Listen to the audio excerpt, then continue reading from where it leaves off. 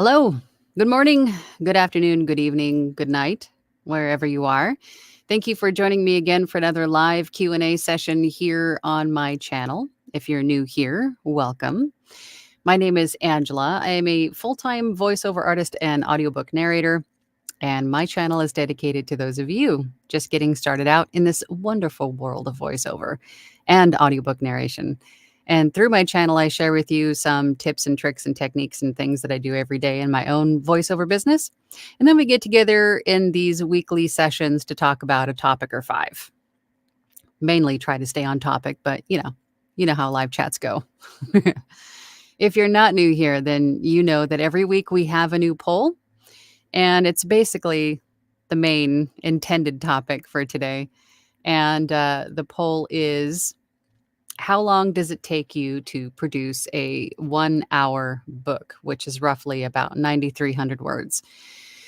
And if the option is not available to you, the option that you would like to select is not available to you in the poll, then please leave it in the comments. But I think I might have covered it.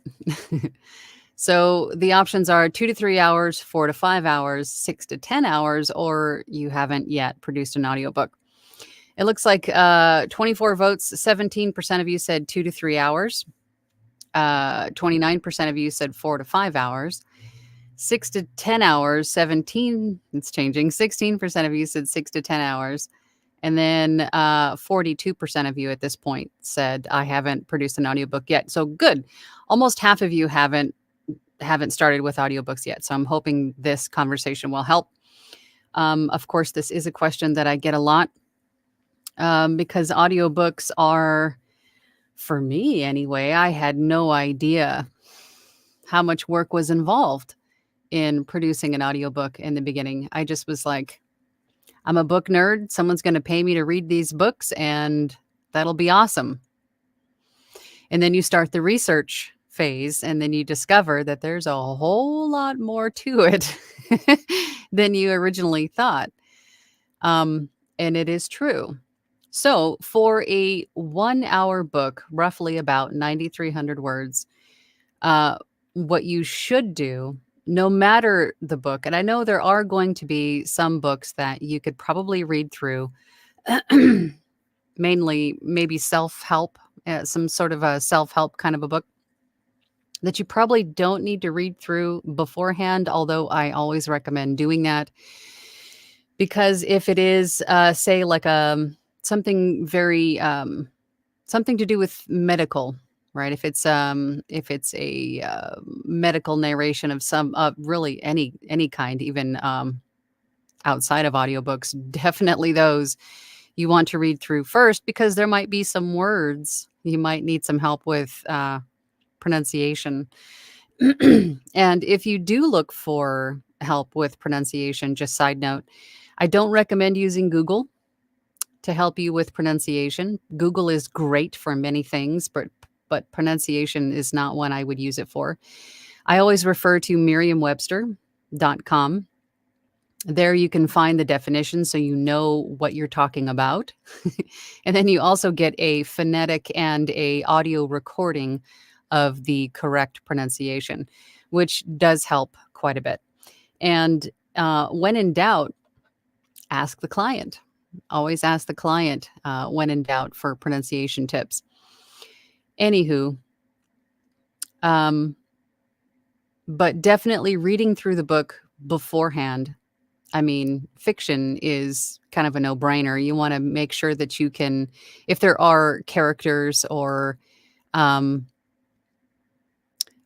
especially, and I've had this happen before, when you get to the close to the middle or the end of the book, you discover that your character has an accent of some sort, and you've read through most of the book without one, then you're having to re-record that book or discover that you can't do that accent very well, right? So reading through the book beforehand is always going to be better. It's going to make the production so much better.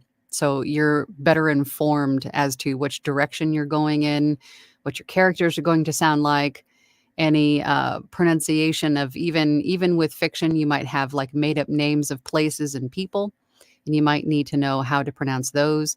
Knowing the plot, character background, there's a lot to it that reading through the book is really going to help you with direction.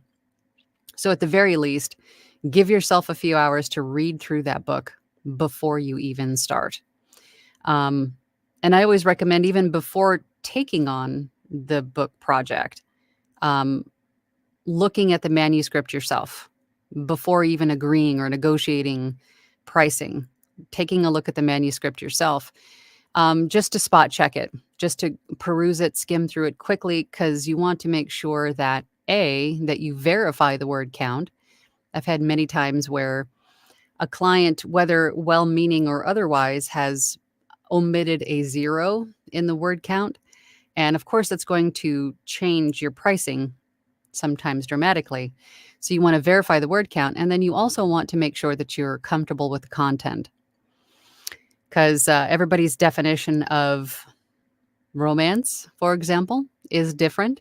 There could be content in there that in this romance book that you're not comfortable with. And if that is a hard stop for you, then you definitely want to know that before you agree to contract terms.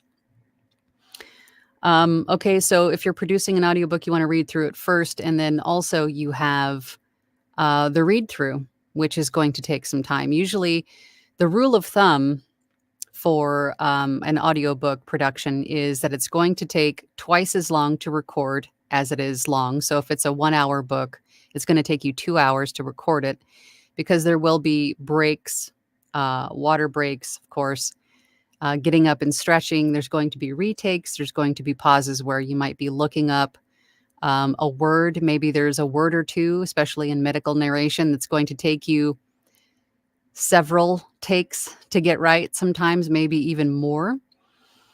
And then for editing that 2 hours of narration, it's going to take you another maybe 3 to 5 hours, depending on your skill level, to then go through and edit and master that audio, right?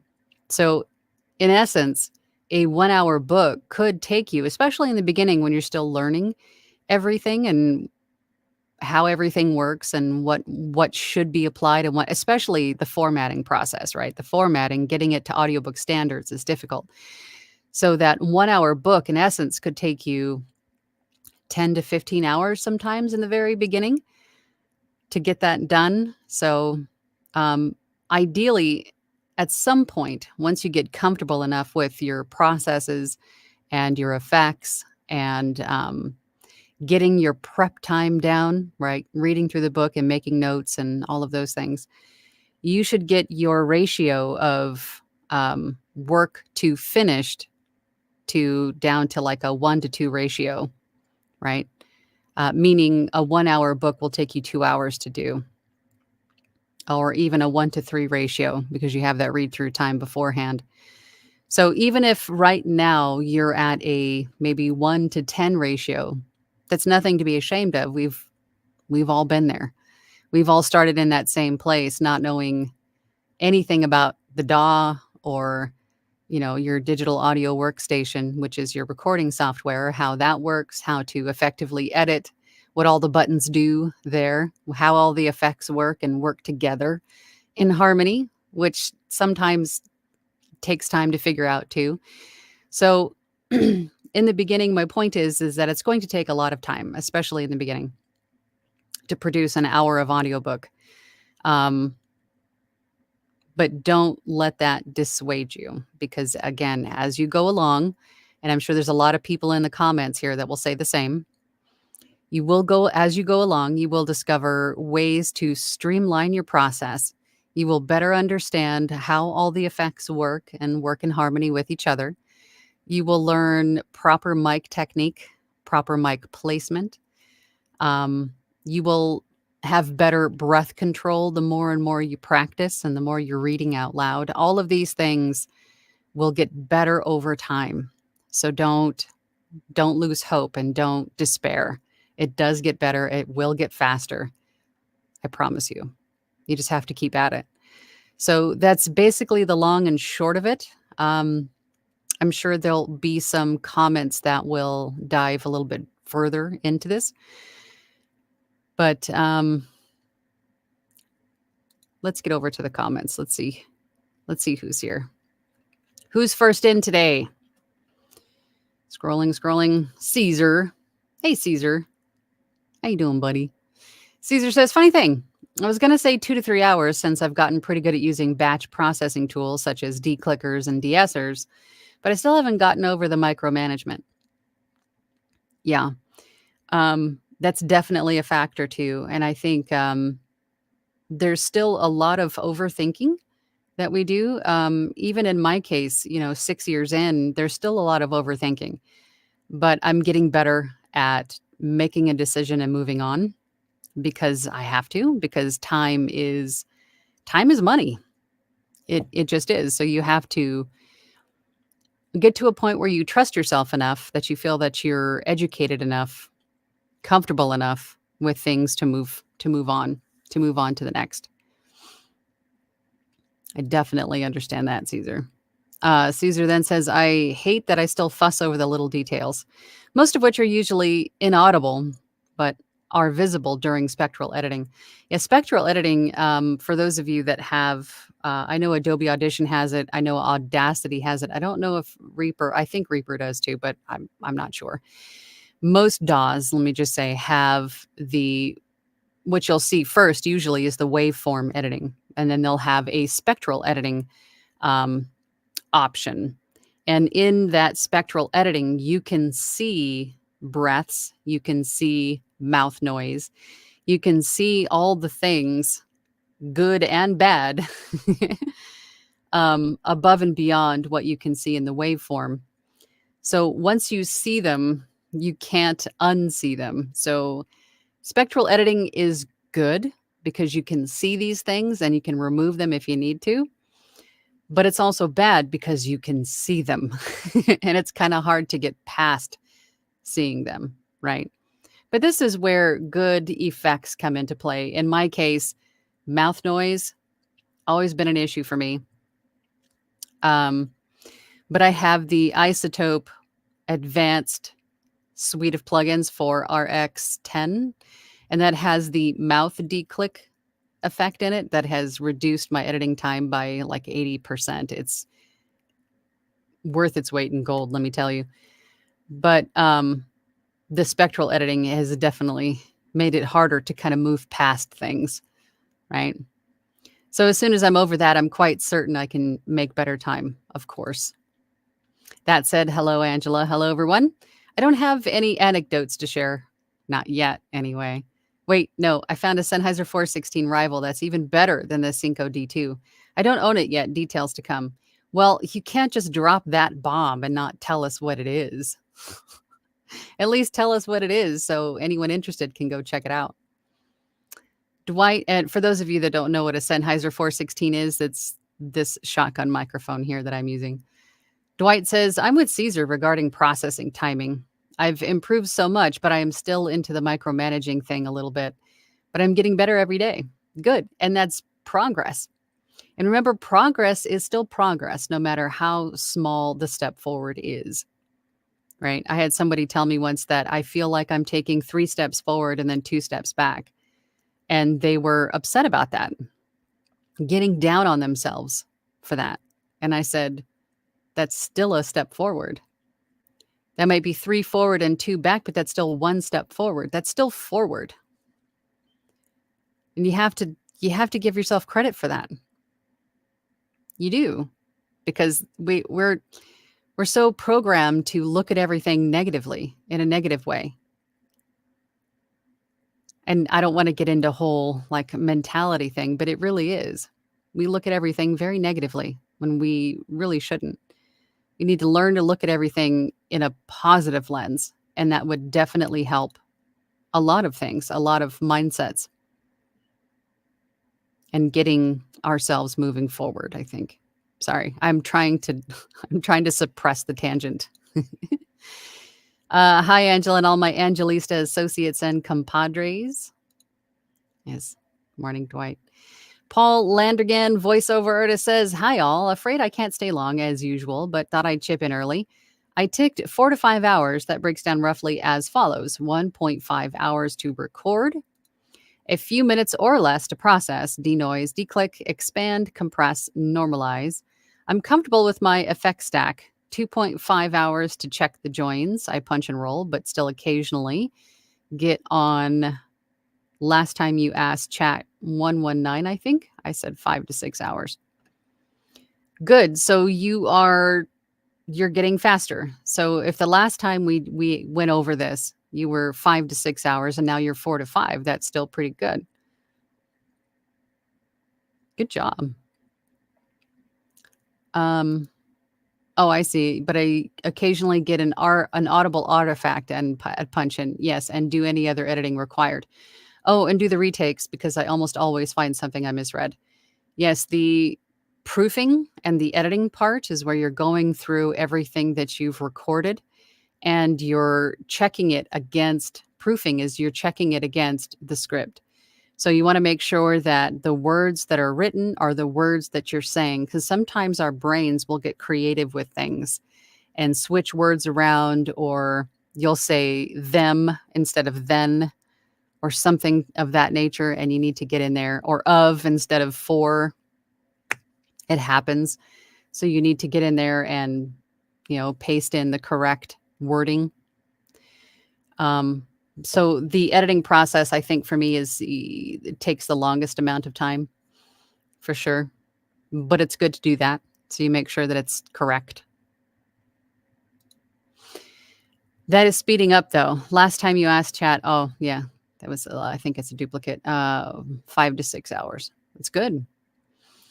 Dylan says, Paul, that is pretty much my exact process also. I do, however, use positron after my first recording before mastering, so I can do pickups before the true editing and mastering begin. And for those of you that don't know, positron is a software that you can load in your script and you can load in your audio files and it'll do the proofing for you. It is not a free service.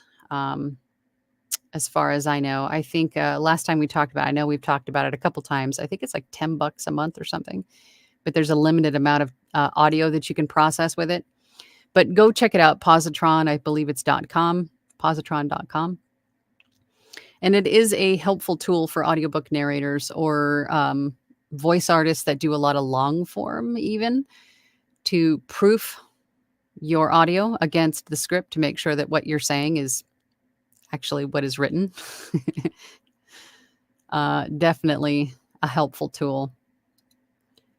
Paul says to Dylan, what I really need to work on is getting down the editing phase. Retakes aren't a problem because my processing is all presets. So I can process just the retake in place. Of course, what you're reading can make a big difference to the recording time. I've done a few theological books, and Hebrew, Arabic, and Aramaic words seem to me a lot harder to say than English. I would agree. I would agree. If it's not something that comes naturally to you, I would imagine that it would be difficult, that it might take a few takes to get right. I don't think you're alone in that, Paul. Dylan says it's very true. I've done a couple of medical books, and you have to add a little bit of extra time for pronunciation lookup and additional retakes. Yeah, for sure. I do a lot of medical narration, a lot of like journals and like product launches and things of that nature. So medical, some of those words, some of those words are quite difficult for sure. I have a Merriam-Webster on a bookmark. Caesar says absolutely, such as pseudo hypoparathyroidism. I don't even know if that's a real word. I know parathyroidism is. I know pseudo are. Just making stuff up. Pseudo is a double negative, isn't it? Dylan says, does the double pseudo make it actually? Yeah, for sure. Caesar says, I mean, the math checks out. A negative cancels another negative. Therefore, it is a positive. So if I install Windows 11 twice, I should get Windows 22. Dylan says, I think you would have to uninstall Windows 11 twice and then install Windows 33 in order to get Windows 22. But I'm not a tech guy, so I could be wrong. You guys are all so funny. Pamela says, good morning to all. Good morning to you, Pamela. Joe is here. Hey, Joe. Joe Pace. Hello, all. Just getting over COVID. That really stinks. It is still out there quite a bit, isn't it? Still hear a lot of people coming down with the COVID. It keeps lingering. I guess it will. I guess it's just something we have to deal with now. Gregory says, good morning. Good morning, Gregory. I'm in the midst of recording my first audiobook. I'll let you know, but I think I made my best guess. That's awesome. I'm happy for you. I know that I think it was in our last, was it just in our last platinum meeting that you were saying that you were auditioning a lot but not seeing any return? So now that you have an audiobook, I'm happy for you. I hope that you're happy. It sounds like you are, but I'd like to know more. Tell me more. Tell me more about this book. Laura says, hello, everyone. Great to be here. Great to have you here, Laura. Thank you for being here. Greenwood Audio Creation says to Joe, glad to hear it. Welcome to the party. Rustic Hillbilly says, good morning, all. Good morning to you, Rustic Hillbilly. Laura says, thanks to Joe. Eric, I've had Eric on here as a guest once or twice. I think how many times was it, Eric? Twice? Once? Twice? Good morning. Not late today, however, going to bounce, going to get a haircut. Just wanted to say Mernon. Well, can't wait to see the haircut on Thursday. Thank you for stopping by and saying Mernon.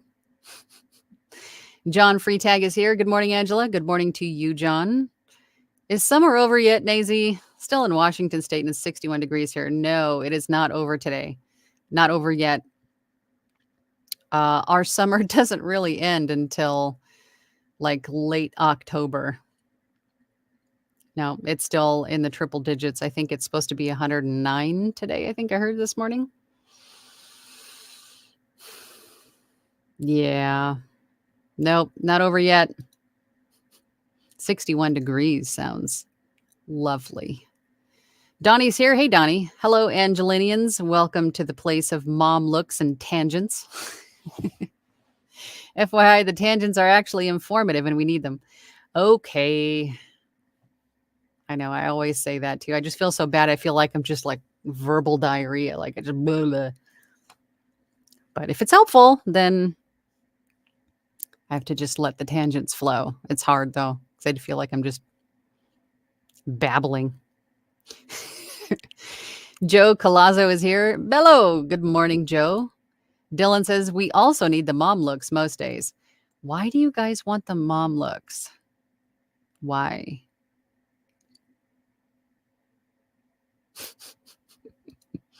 Eric says, smash that like button. Yes, please do. Please, maybe not smash it, but, gently tick it with your mouse. That helps the algorithm. It helps the YouTube gods to shine their light upon me. And not smashing does no damage to your mouse or monitor. Joe. Hello. Mary's here. Mary says, I feel like timing really depends on who is doing the engineering.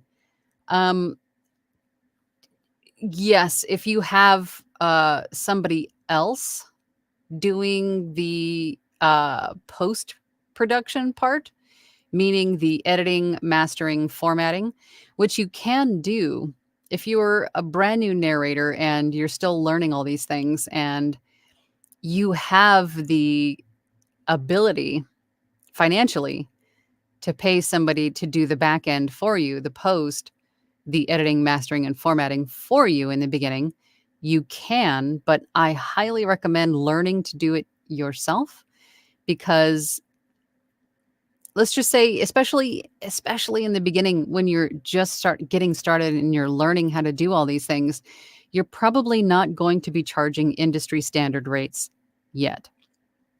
And the industry standard rate for audiobook production is $250 per finished hour. And a finished hour is 9,300 words and all the time that it takes to get that one finished hour. Like we talked about earlier, that one finished hour, especially in the beginning, could take up to, 10 hours or so for each one finished hour. So if you're just starting out and you're at $50 per finished hour or $100 per finished hour, then you know that $100 is going to cover all of that time. Now, if you are just doing the narrating and then you're paying somebody to finish the files for you, edit, proof, master, format, most of those services are, depending on their skill level and how new they are, perhaps, could cost you anywhere between $50 to $300 per finished hour. So that is something that you're going to be on the hook for. That's up to you to pay for that service out of the income that you're making on that audiobook job. You can absolutely do that. But if you learn to do it yourself, then you can keep all of that income in-house, right? Especially if you're looking at doing a royalty share, because there's nothing paid to you up front. The money that you make is solely based on sales. So anything that you pay an engineer is really, are you going to make that back or not? We don't really know. So learning to do these things yourself is definitely going to help for sure. But you're right. If you have somebody experienced doing the post for you, it's probably going to take less time, but it will cost you money to do it for sure. Jim says, having just finished a 21-page portion of a book on linguistics, I can speak to this process from experience. My mic was delivering a muffled sound, so I used some EQ that blew the volume into red. If your mic is delivering a muffled sound, I would take a look at your mic placement, also your cables, maybe the mic itself. I'm not sure if EQ, if it's muffled right out the gate, then there's something I would look at. I wouldn't put any effects on it. I would try to figure out why it's sounding muffled, because it shouldn't. Maybe and I've had this happen many times where someone was just speaking into the wrong side of the microphone. So something to keep in mind. It's happened a lot and it's a common thing. Dylan says, always read the manuscript first. You would hate to put in 3 hours of recording and then get to chapter titled How to Kick Puppies. You always want to know the complete subject matter. Yes, absolutely. Mm-hmm. I am Paximus. Hey, buddy. How are you? Hey, Angela. Good morning. How you doing today? I am fabulous. Thank you for asking. I'm doing a lot of practice currently with read alouds, recording them, and have finished a few books. My issue currently is working on character voices. And I find that this is a question that I get a lot too, is about character voices. Now, there's going to be different applications or needs for character voices. So when people say character voices, I think immediately, especially in the beginning, before we start to learn all the different nuances and subtleties of characters. And I'm not saying you're saying this, Paxmas. I'm just general statement because you brought up a good point. When we think character voices, we think, like cartoon, like extreme character voices. And those are voices that are also needed for animation, for character work, for when you're just becoming like a completely different character. Think like sci-fi book or something like that. Most of the time with audiobooks, it's going to be very subtle. And this is where reading through the differences in character voices is very subtle. Um, this is where reading through the book beforehand is really going to help you. We just went over this a couple weeks ago in our Platinum group about developing different character voices. And when you're going through the book, you can have a spreadsheet, a Google, slide, not a slide, a Google. I did this last time, Google Sheets, something to help you keep track of the character name, their background, any kind of physical attributes, if they are, how old they are, where they come from, what's their motivation, how do they sound, if they have an accent, things like that. And that'll help you to sort of build a character profile. And then once you develop a character voice for that person, then you can record a snippet of it and add a link to that into your spreadsheet, or keep a master file of all the different voices for that audiobook. And then if, of course, as always, if there is a character voice that you're not quite sure, or perhaps let's just say you're not quite sure, you could always reach out to the rights holder and send them what you're thinking for these different characters and see if the rights holder or the author has any input for you. Because I can tell you that the author, as they're writing this, they have a voice in their mind. They have a character speaking in their mind. They have an idea. It's already in their head. So the author is a great person to go to for feedback on the voices that you've created, and they can help further develop these characters.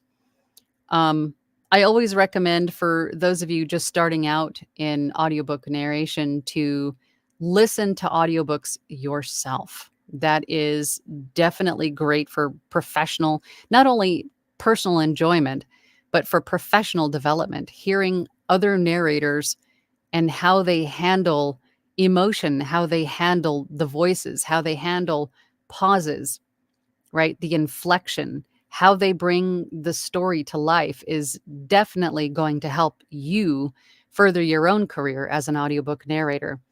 And when it comes to characters, and especially when I think people are really thinking cartoon character voices for audiobooks, when we think of character voices, I always recommend people listen to Jurassic Park, narrated by Scott Brick. Scott Brick, I love Scott Brick. He's one of my favorite narrators. But his take on character voices is very, very subtle. Very subtle, small little shifts and nuances in the different voices, and you can still follow along just fine. So that is one that I always recommend people listen to when they want to get into audiobooks, is Scott Brick narrating Jurassic Park. It's very good, and it's dinosaurs. Anyway, there you go. I didn't halt the tangent on that one, so there you go. Tangent done.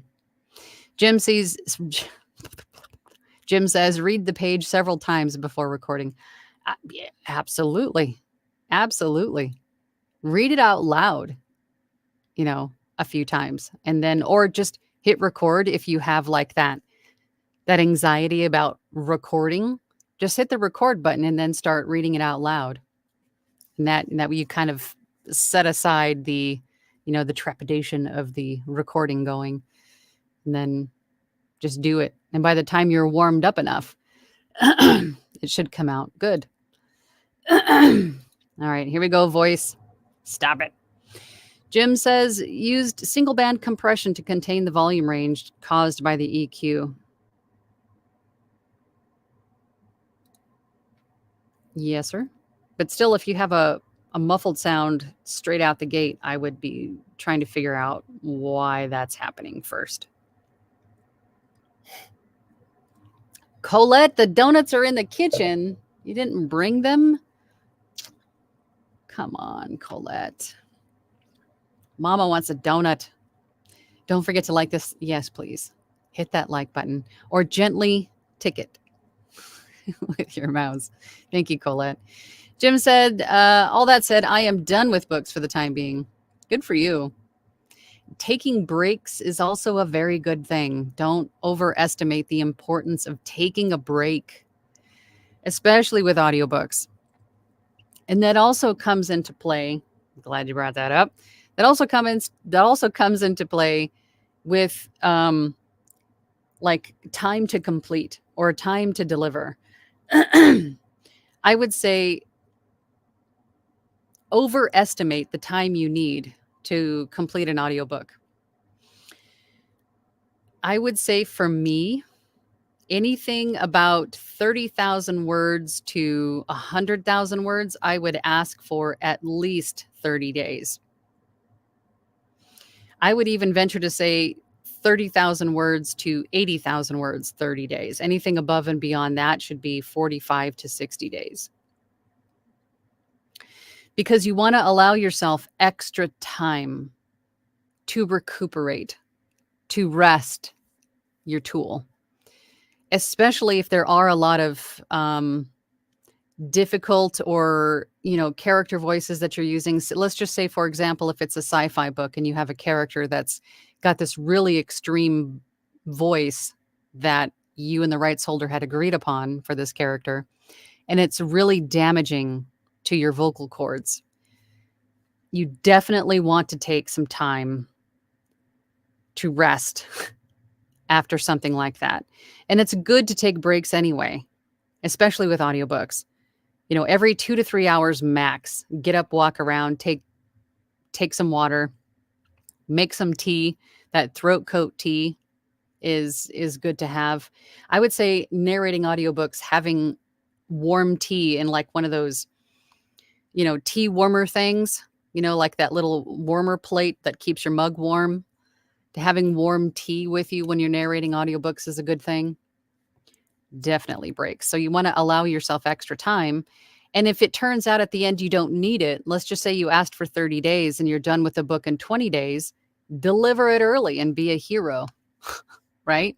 But you have a buffer. You have a few days of a buffer to give yourself extra time to recuperate. Or let's just say perhaps you got COVID, you got a cold, or one of the kids gets sick. You have that extra time.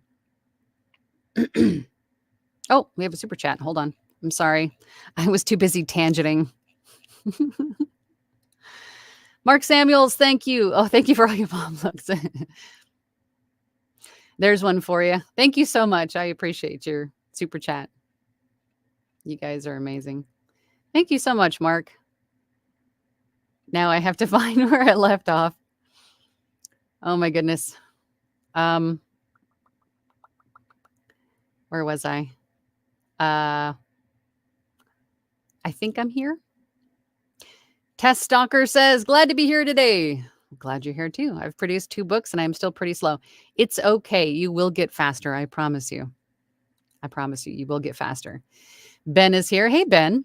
For myself, the part that consumes the most time is editing the narration to fix pacing, especially when there are characters having dialogue. Getting emotion space correct for this is important to me, as it should be. As it should be. I would say follow your gut, right? In between every paragraph, in between every sentence, doesn't have to be equally spaced. It can be more or less time.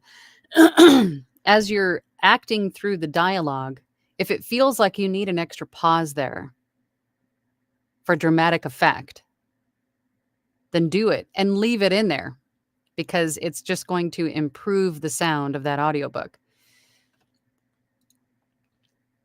Brian is here. Hey, Brian. Good morning, all. I think pre-work takes a lot longer than I think it should.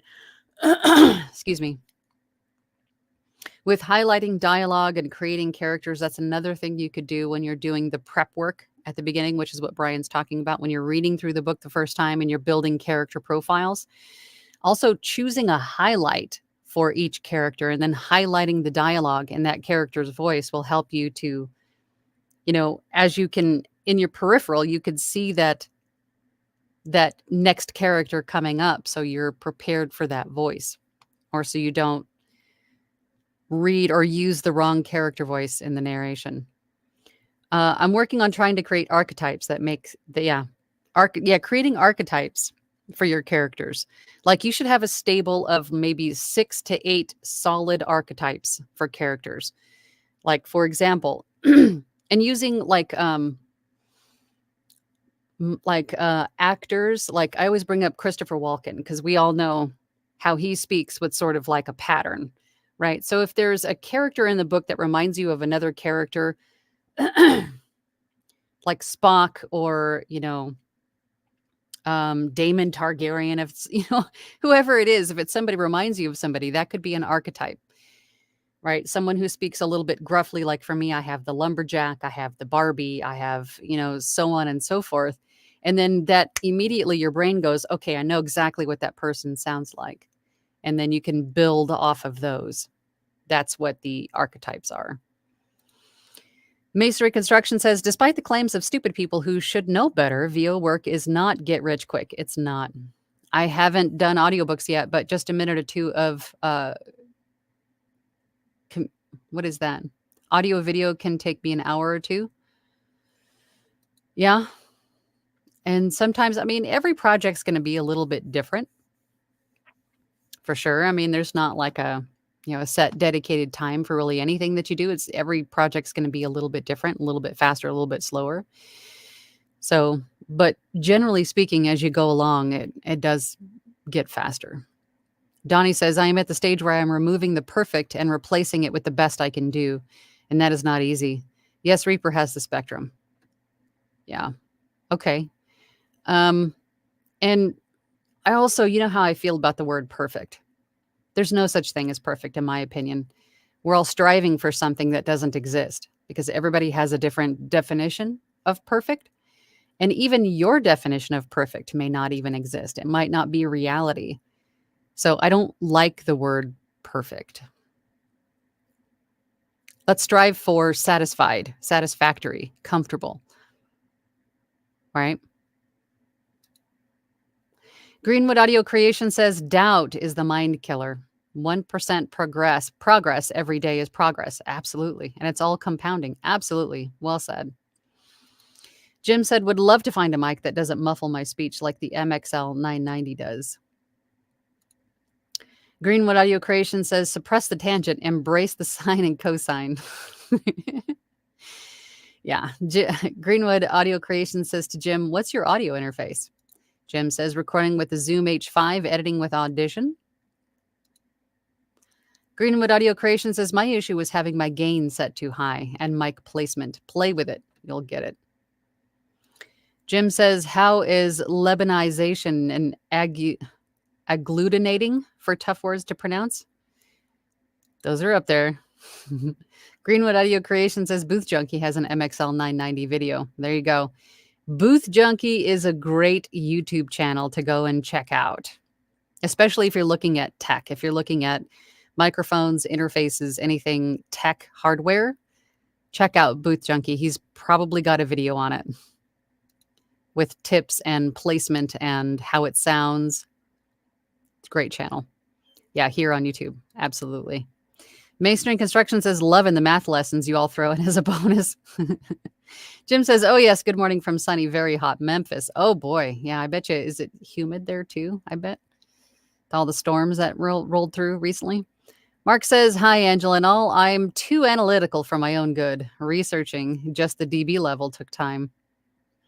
Yep. And this is where, for you, Mark, I think being part of a community is definitely going to help. Bringing these conversations or these questions to your group is definitely going to help. Nick could just tell you, what it should be, so you don't have to spend so much time researching or have somebody do a Zoom call with you and help you, you know, get the best settings and levels for you. Dylan says, Caesar and I are true Renaissance men. Yes, you are. Greenwood Audio Creation says, finance person. Windows 11 installed twice as Windows 121. Embrace the sine and cosine. Eric is here. Hey, Eric. Good to see you. Greetings. Donnie says, think I am going to get a mohawk, but don't worry, Caesar. I'm keeping the beard. That would be awesome. And then you need to dye the mohawk like purple or red. You could be like Hawk in Cobra Kai. Caesar says to Dylan, Mom says it's my turn with the maple leaf. My string construction says, why do you guys want the mom look? She says, with just that look on her face. I know. Joe Colazzo says, yeah, you're going to want to capitalize on most of your profits. I definitely learned to do it yourself. Yes, you want to be as self-sufficient as possible. So learn all that you can. If anybody helps you with anything, learn how and why they did it. So that way you can fix problems that may arise in the future. If you know what your DAW does, what the effects do, how to change, especially if you have somebody set up your booth, meaning your mic placement, your effects, everything is set to what your room currently sounds like. And then maybe you have to get a new microphone, or maybe you get the bug and you want a new microphone. That new microphone is going to necessitate a change in your settings. Small, possibly, but still it would need to be adjusted, your effects rack and everything. So learning how to do those tweaks and changes yourself is definitely going to save you on profits and time, and also help build your confidence and knowing that you got it. You can handle it on your own. So learn all that you can, the how and the why. Dylan says, we don't want the mom look. Typically, we deserve the mom look. Somebody's got to keep us in line. You're not wrong. Gregory says the book delves into many Hispanic cultures and issues. So yes, pronunciations are the thing. Plus, there are a lot of old men throughout the story, so my Yoda voice needs to not sound like my Grand Moff Tarkin voice, and all with a Latino accent. A challenge, but I love it. That's great. I'm pleased that you're digging the challenge, and it does sound like it's a challenge, but you know what? You will be awesome. You will be awesome. Caesar says the having the mic backwards thing is more common than you think. It is. It is more common than you think. I have a Sennheiser MK4 and thought the back was the front. The Rode NT1 is also often installed backwards by mistake. Because the microphones that are like front facing, and I find that a lot of microphones now don't come with like a user manual. It's all online. You have to go download it or go to a site to review it or whatever. So the most simplest of things aren't plain to you when you buy a new microphone. They don't tell you that gold dot is the front. Like they could have their logo on the back, and then you assume, okay, logo's there, so that must be the front, but they don't tell you the simplest of things when you buy microphones. I know. Gregory, oh, we just saw that one. Hold on. Lamar is here. Hey, Lamar. Haven't seen you in a while. It takes me 11 bajillion hours. Oh, you'll get faster. Joy is here. Hey, Joy. Hello, Angela and company from stormy weather, Southfield, Michigan.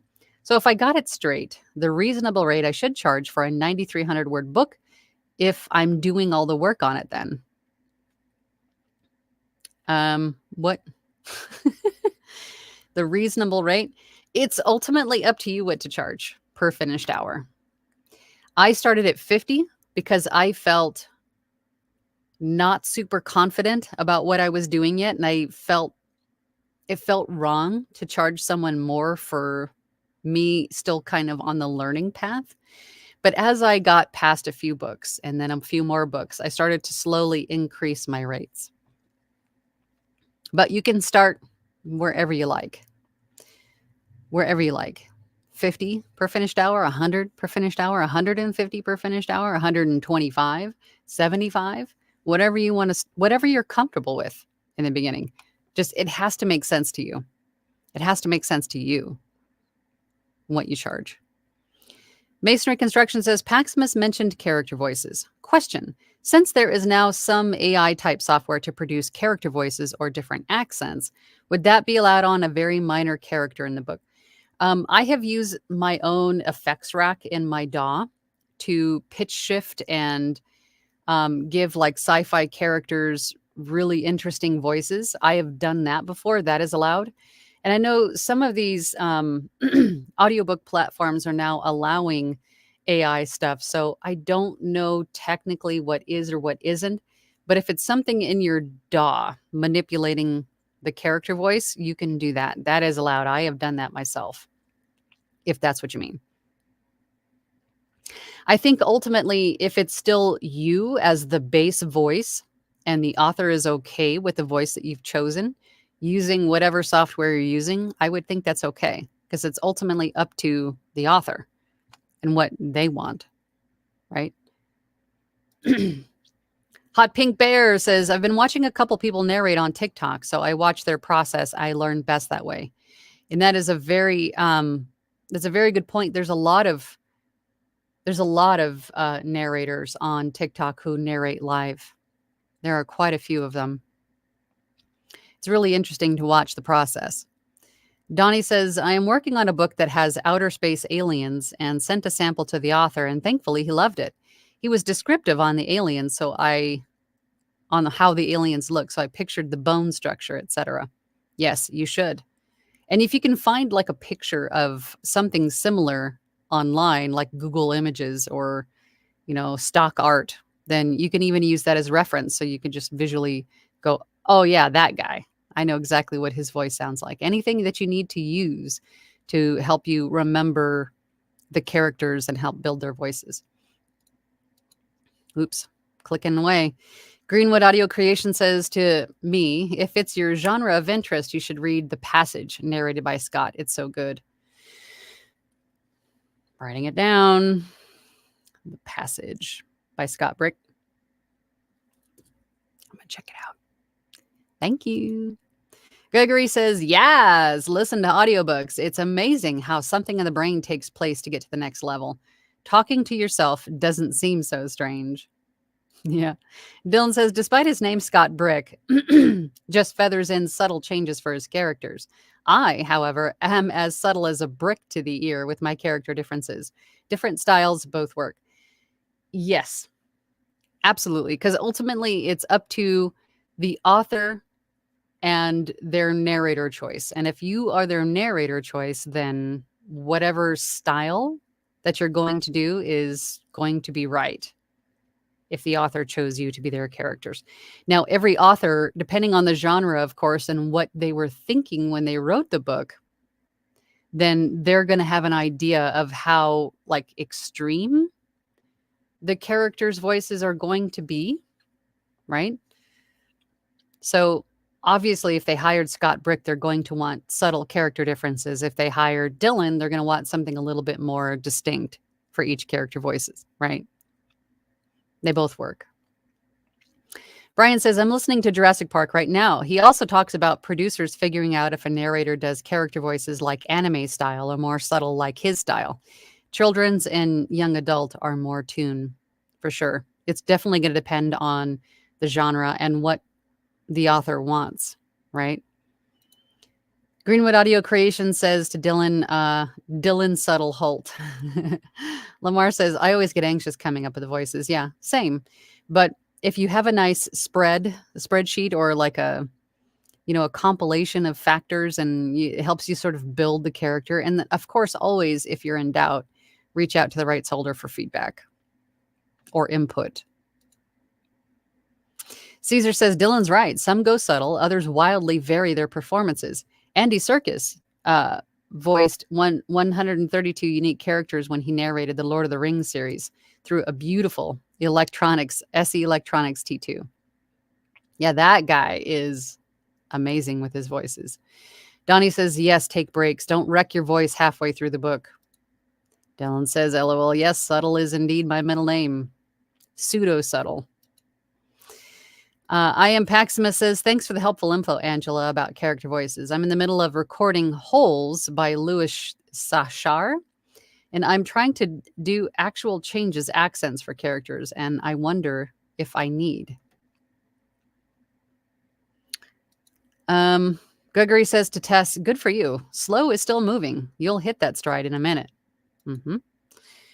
Okay, here's continuation of Paxmas. If I need to pivot to simply adding inflection and energy rather than changing up the actual voice. Yeah. I mean, a character change could be something so subtle as how fast they talk. You know, the pattern in which they talk. Again, think Christopher Walken, how he always has this pattern of talking, right? You could break up the pattern. Maybe it's just attitude, right? You know, it could be very, very subtle differences. Christine says, oh, the donuts. Your tangents are enjoyable and insightful. Well, thank you for that. I'm trying to get through all the rest of these comments because I have to get going here soon. But Joy says, hello, Angela and company. I think we've already said this. Oh, is $250 the average rate? $250 per finished hour is the industry standard.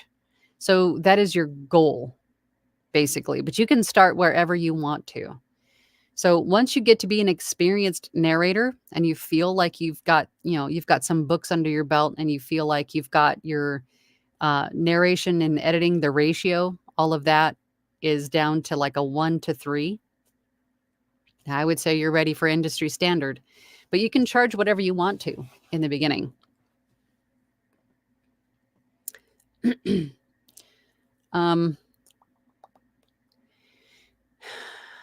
If the VO is doing everything from narrating to creating the MP3, not MP4. MP4 is a video. Yes, that is the industry standard. Colette says to Caesar, what is this through a beautiful SE Electronics T2? Of course, it's a microphone. Of course, he's probably got one. Brian says, let's hear the lumberjack talking to Barbie. No, not right now. Don't put me on the spot. My introvert's screaming right now. Colette says, perfect. Good enough for now. Yeah, although I don't like the word. I don't like the word in general. Caesar says to Colette, it's an amazing microphone. In lieu of gold, it uses a titanium sputtered capsule. Very detailed, very flattering for deep male voices. It's also multi-pattern, so very versatile. You knew Caesar would know. Jim says, this is what I came here for. Thanks. Good. Greenwood Audio Creation says, if any of you have ever audiobooks, the Stormlight archive books, the character Zahil, I swear the voice actor is doing a Harrison Ford impression. That's awesome. Greenwood Audio Creation says, so having an impression of an archetype might help be the best way to start. I think it is. If you have at least a standard voice, like standard characters in your head, and then you could take one that closely resembles the character you're working on a voice for, and then alter it slightly, right? So for me, like the lumberjack with just a little bit of a nasally sound, you could alter the character slightly. So it's like something that's ingrained in your head that you can get to very quickly and remember a little bit more easily. Jim says, UT Lady Voles dreaded the mom look from Pat Summit. She communicated very well with it. They also got 8 national titles with it. The dreaded mom look.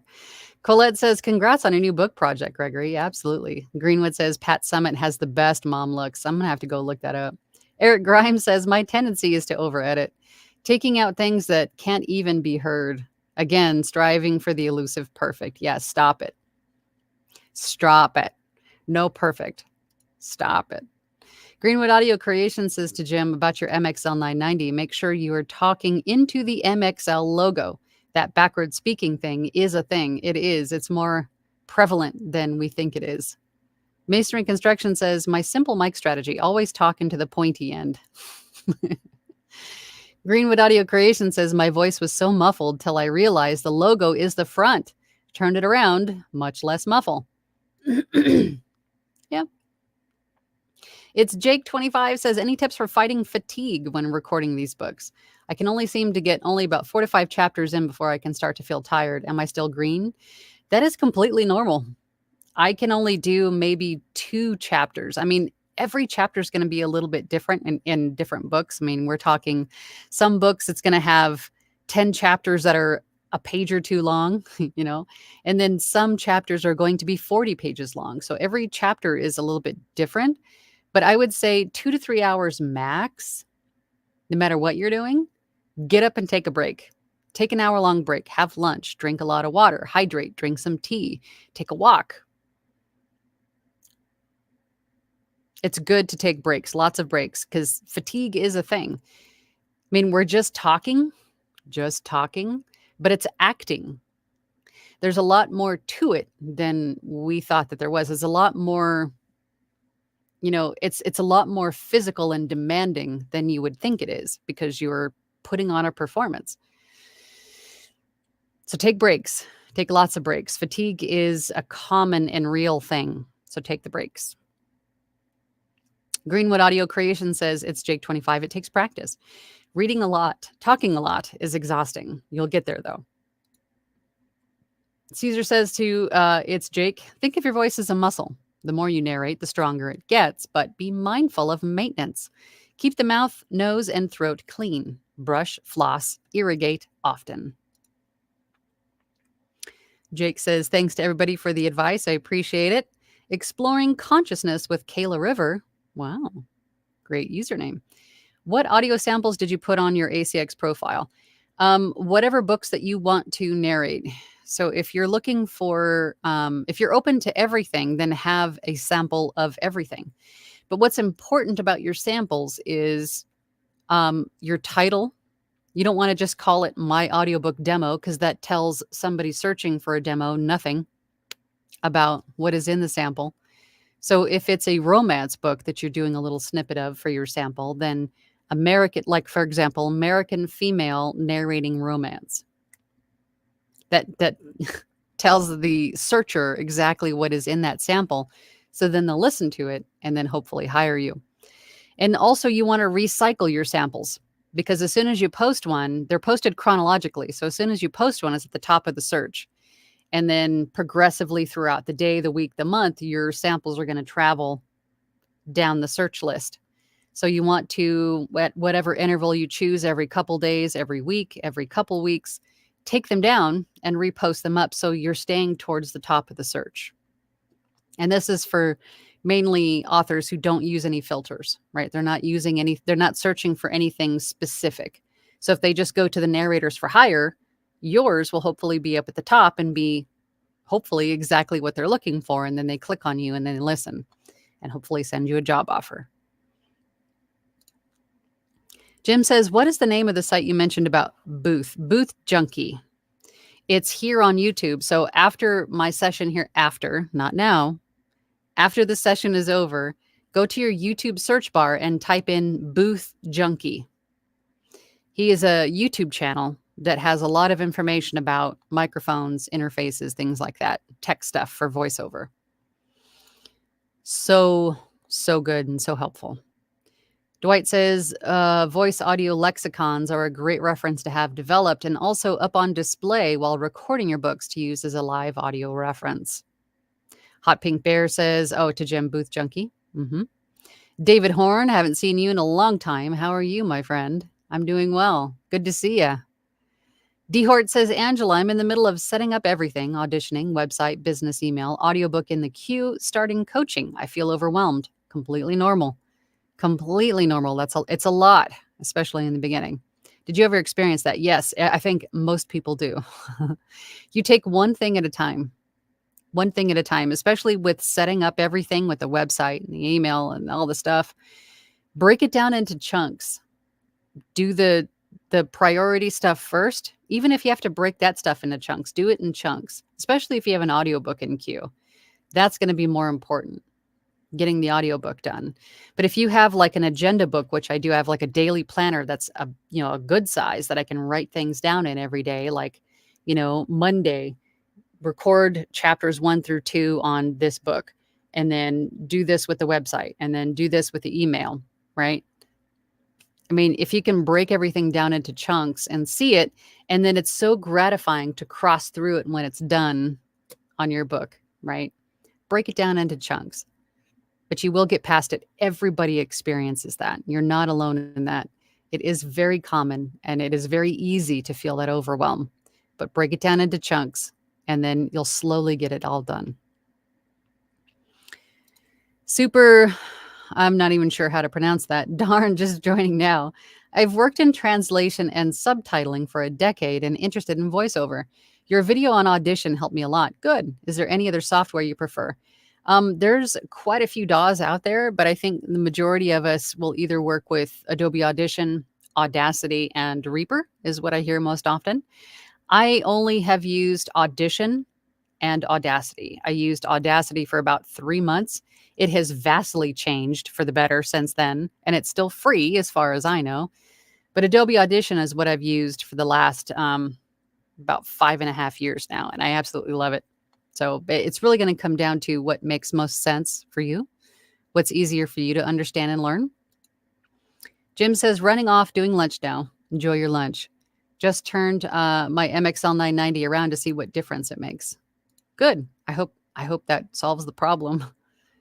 Brian says, you know about the over editing. I find listening to stuff put out on Audible and hearing other pops and cracks and mouth noises helps me to feel that I don't have to be perfect.